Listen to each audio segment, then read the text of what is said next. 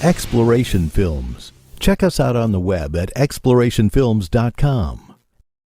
When I first began to move from being an evolutionist to being a creationist, and my dental students had challenged me, we began to look at the assumptions behind evolution, which I had never looked at before, was never taught. Now, an assumption is a guess. It might be a good guess. It might be an educated guess, but it's still a guess.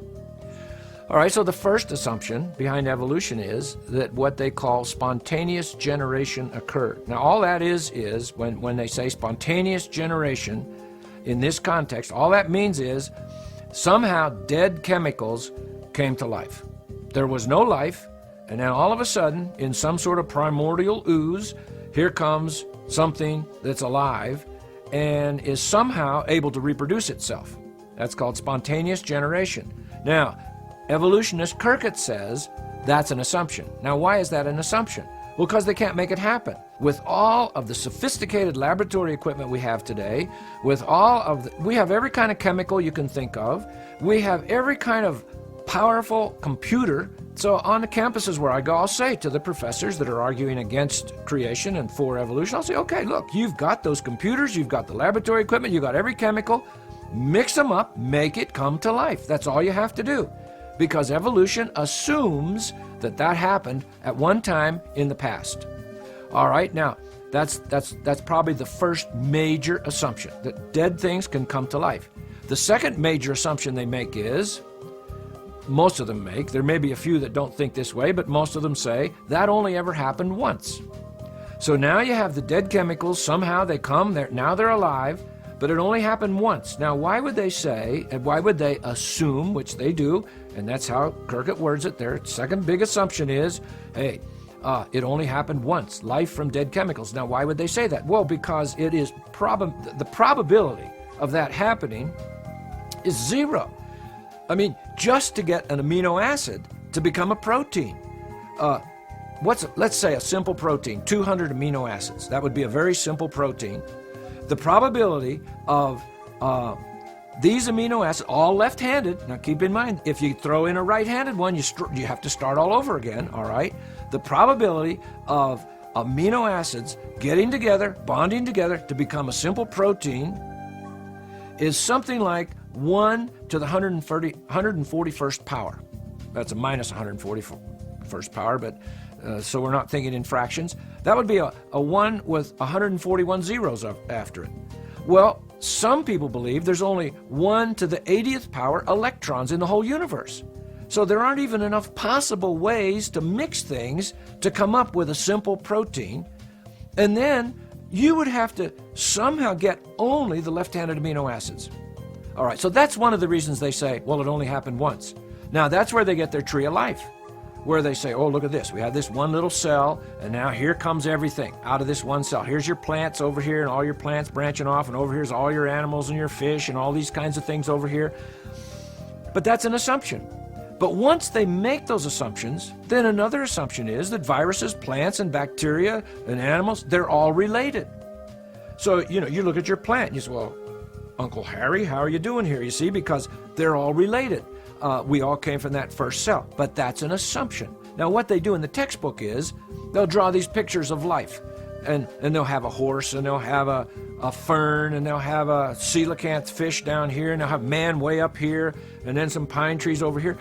But they hook them up with lines, but there's nothing on the lines. Well, why is there nothing on those lines? Well, because those are the missing links. There's nothing there because there's nothing there. But that gives you a picture in your head. Oh, you see, these things are all connected. They're all hooked up. But it's really a fraudulent thing to do because there's nothing on those lines because there's nothing there. So it's an assumption that there's things in here, in between, that hook them up. They aren't hooked up. All right. Well, then they say that reptiles, birds, mammals, amphibians, they're all related. The fish came out of the water, became the amphibians in the water and out of the water, became the reptiles, which became the birds and the mammals. That is an assumption. And that's what Dr. Kirkett says. That's a guess, because we don't know, because we can't make it happen. For instance, if evolution is true, Then if reptiles, let's say, became birds, that's what evolution taught me, reptiles first, then birds. So we have a reptile, cold-blooded, dense bones, that's going to evolve into a bird, warm-blooded, hollow bones. Now, is there any such thing as, let's say, a lukewarm-blooded, semi-dense boned creature that's in between reptile and bird? No. You either have a reptile or you have a bird. And what about Archaeopteryx? Oh no, the leading evolutionary thinkers now are telling us, no, that's a pure bird. That's a pure bird. As a matter of fact, they have birds now that they have found that are before the Archaeopteryx. And so, what is evolution then? Well, it's a faith system because it's based on assumptions that even today, the leading evolutionary thinkers of our day, they cannot hook up these vast distances between various types of creatures. Oh, well, you see, those are the transitional forms, that's the new name for the missing link, you see. It doesn't sound as missing if we call it a transitional form.